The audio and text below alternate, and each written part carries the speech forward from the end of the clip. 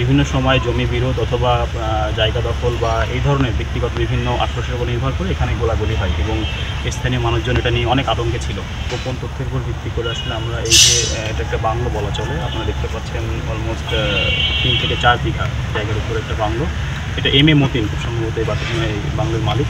তো এর আগে আমাদের গত 2 মাস আগে মতিনেরই পার্শ্ববর্তী আর একটা দখলকৃত জায়গা আছে, যে জায়গাতে আসলে একটা লাশ পাওয়া যায় আর কি। তো পরে আমরা দেখতে পাই সেটা আসলে শর্টগানের গুলি করে ভিতর থেকে আর কি হত্যা করা হয়েছে আর কি। তো তারপরে আমরা এখানে স্থানীয় মানুষজনের কাছেও আমরা বা এখানে যেটা জানা যায় যে বিভিন্ন সময় জমি বিরোধ অথবা জায়গা দখল বা এই ধরনের ব্যক্তিগত বিভিন্ন আক্রোশের উপর নির্ভর করে এখানে গোলাগুলি হয় এবং স্থানীয় মানুষজন এটা নিয়ে অনেক আতঙ্কে ছিল।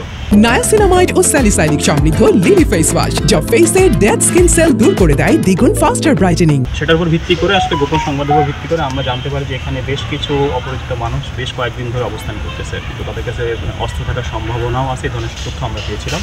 এবং তার উপর ভিত্তি করে আসলে আমরা আজকে দুপুরে সাডেনলি এখানে অভিযানে আসি। অভিযানে আসার পরে আমরা প্রাথমিকভাবে বাউন্ডারির ভিতরে একজনকে ধরতে পারি যে পালাতে চাচ্ছিল আর কি, এবং আরও 3 জন যারা দেওয়াল টপকে পালিয়ে গিয়েছিল এবং আমাদের লোক চারপাশে থাকার কারণে তাদেরকে আমরা ধরতে সমর্থ হই।